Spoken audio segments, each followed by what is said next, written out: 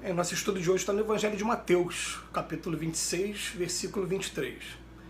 E ele, respondendo, disse: o que mete comigo a mão no prato, esse me há de trair. E Emmanuel vem comentar na lição 104 do livro Vinha de Luz, nos mesmos pratos.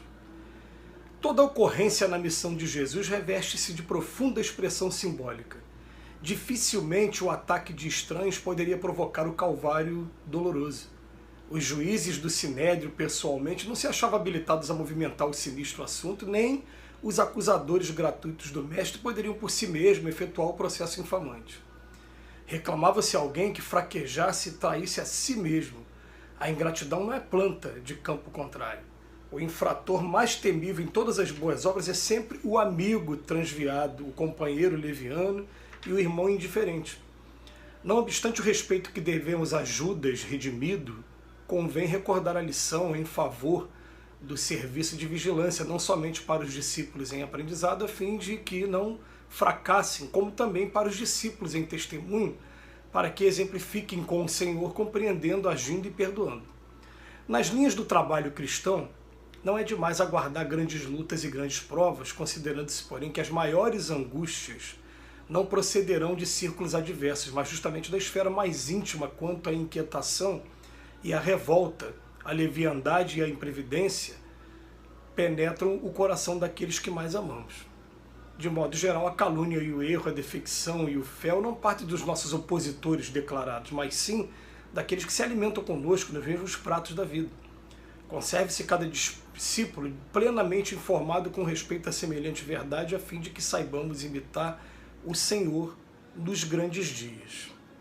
Gente, essa mensagem de hoje, ela é uma mensagem assim, eu me lembro, em primeiro lugar, de um dos presidentes norte-americanos, eu não vou lembrar agora se foi o Abraham Lincoln, acho que foi o Abraham Lincoln. Ele falava assim, quando você identifica uma pessoa que se declara seu inimigo, você deve andar do lado dele o tempo todo. Primeiro, porque a única maneira de você acabar com o inimigo é tornando o seu amigo. E segundo, que você andando com ele o tempo todo, você pode prever ou antever, né, os passos que ele vai dar na intenção de te prejudicar. E você pode, né, se preparar para eles também. Mas quando a gente vê assim, a lição de hoje, tem algumas informações que ele traz aqui para a gente. Primeiro, ele vem dizer para a gente que normalmente as maiores traições, é claro, elas não vão vir daqueles grupos que se declaram nosso inimigo ou que acabam professando correntes diferentes, não tem afinidade com você. Normalmente as maiores traições vão vir daqueles que estão convivendo com a gente no mesmo prato, na intimidade do lar, na intimidade do seu trabalho, na intimidade dos círculos mais íntimos. Isso aí é um fato, né, que a gente tem que aprender a conviver com isso. Logo em seguida ele também vem falar de uma informação, que ele fala assim, eu me lembro agora do Evangelho segundo o Espiritismo, no capítulo 14, quando vai falar no texto 9, a ingratidão dos filhos. Santo Agostinho faz a seguinte informação, ele fala assim, traz pra gente que tem muitos espíritos que antes de virem para cá por corpo físico, eles sabem que eles vão passar pela prova da miséria, a prova da dificuldade material, e que eles vêm cheios de coragens, mas são muitos que se curvam quando as provas são aquelas provas que mexem com o nosso coração. As provas de você encontrar uma pessoa ingrata, de você encontrar uma pessoa que te traiu, falam que essas provas são muito mais dolorosas, muito mais complicadas, até mesmo do que a prova da miséria que muitos irmãos nossos se encontram. E realmente, gente, isso é fato, não tem jeito, né? Aquelas pessoas que você mais confia, aliás, quando a gente para estudar Joana de Ângeles, ela vai falar pra gente o seguinte, né? Dentro do trabalho de psicologia profunda dela, ela fala pra gente assim, ó, o ódio é o amor que adoeceu. Então, não existe ódio que não parta do amor. Pode até não ser o amor por aquela pessoa, por exemplo. Eu vou passar a, entre aspas, odiar alguém que eu não conhecia, mas que matou o meu filho. Mas o meu amor pelo meu filho adoeceu e se transformando em ódio por aquela pessoa que tirou a vida do meu filho. Mas normalmente o que ela vem dizer para a gente poder adquirir o máximo, pegar o máximo desse ensinamento, né? Que ela vem falar, ódio é ao amor que adoeceu. Se ódio de verdade partiu de uma relação de amor. E essa relação de amor ela foi tocada pela traição, pela ingratidão, pela decepção e se transformou em ódio. E de maneira que ele vem trazer a informação para a gente de que, olha, Jesus já estava aqui, ó, sabendo o que estava acontecendo previamente. Ele deu provas disso durante aquilo que a gente conhece como última ceia, quando ele fala que um de nós aqui, né, um dos que estão aqui comigo há de me trair. Ele sabia quem era, né? E ele mesmo assim, ele agiu da maneira amorosa o tempo todo dando oportunidade para a pessoa de ver se era aquilo mesmo que ela queria fazer ou não, e até mesmo depois dela ter feito também, de não criticar, né, não ter essa postura.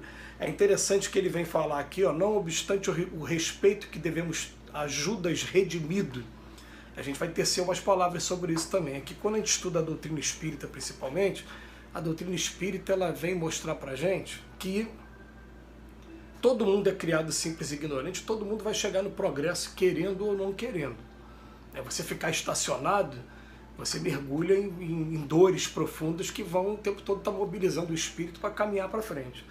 E não é pra gente admitido, de forma alguma, que o Judas, pelo fato de ter traído Cristo, ele seja lançado num inferno eterno e que não tenha mais remissão. Não existe isso, porque até o nosso próprio conceito aqui hoje, o amor que a gente tem como pai e como mãe, a gente não faria nunca isso com o filho, principalmente um Deus de amor não poderia fazer isso com o filho. Então quando ele fala Judas redimido, ele está falando assim, de um Judas que já se arrependeu e de um Judas que sofreu as consequências daquilo que ele praticou, mas de alguma maneira reparou o mal que ele já fez. E, gente, que independente das histórias que são contadas em alguns doutrinadores espíritas ou não, a primeira coisa, arrependimento já teve imediato, quando a gente vai ver a história de Judas. Né? Porque Judas, se a gente parar para estudar a história de Judas, ele era o mais politizado, ele era contrário àquilo tudo que estava acontecendo, aquela exploração toda que estava acontecendo do povo na época. E quando ele viu o magnetismo de Jesus secando a figueira, um pouco antes, ele falou, pera aí, se Jesus teve esse poder de secar a figueira, o que ele não fará com os nossos inimigos? Então ele tentou provocar esse contato de Jesus, Jesus sendo preso pelos inimigos, achando que Jesus pudesse fazer o que fez com a figueira, também com os inimigos. E na verdade Jesus não fez aquilo, deu a prova de amor até o final, perdoa meu pai porque eles não sabem o que fazem, vira para o ladrão e fala, hoje mesmo você vai estar no paraíso comigo, aquele episódio todo que a gente já conhece. Quando Judas vê aquilo, primeira etapa, o arrependimento. O arrependimento foi tanto que ele, inclusive, ele se suicidou. Ele colocou a forca no pescoço. Né? E aí a gente não tem, claro, na narrativa dos evangelhos, o que veio acontecer depois. Mas a gente não consegue imaginar um espírito que fique 2000 anos, né, mergulhado nisso, sem tomar iniciativa ou ser, pelo menos, colocado por Deus em condições de estar buscando reparar o mal que fez. Ainda mais, ele já teve o primeiro passo, que foi o passo mais importante, né, um dos passos mais importantes, arrependimento. Na doutrina espírita a gente estuda que são 3 passos, arrependimento, a expiação durante um tempo, até reparar o mal que fez.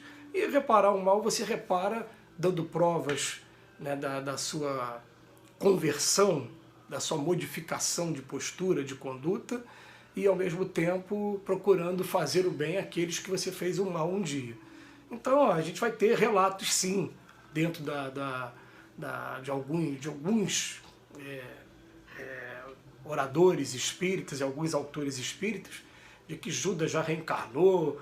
A gente não vai entrar aqui nesse mérito, né, porque o objetivo da doutrina espírita não é esse. O objetivo da doutrina espírita é dizer, ó, todos têm chance, todos sigamos para frente. Mas ele vem colocar aqui para a gente no parágrafo final, olha só, nas linhas do trabalho cristão não é demais aguardar grandes lutas e grandes provas, mas considerando-se, porém, que as maiores angústias não vão proceder de círculos adversos, não. Vão vir daquele filho que foi ingrato, vão vir do relacionamento, às vezes, de marido e mulher, vai ser desse jeito. Mas ele bota aqui, de modo geral, a calúnia e o erro, a defecção e o fel não partem dos nossos opositores, mas sim daqueles que se alimentam conosco. Então, a mensagem final para a gente, conserve-se cada discípulo plenamente informado com respeito a semelhante verdade, a fim de que saibamos imitar o Senhor nos grandes dias, perdoando, seguindo em frente. Eles não sabem o que fazem, é melhor sofrer uma injustiça do que cometer outra. Que Jesus nos abençoe hoje e sempre.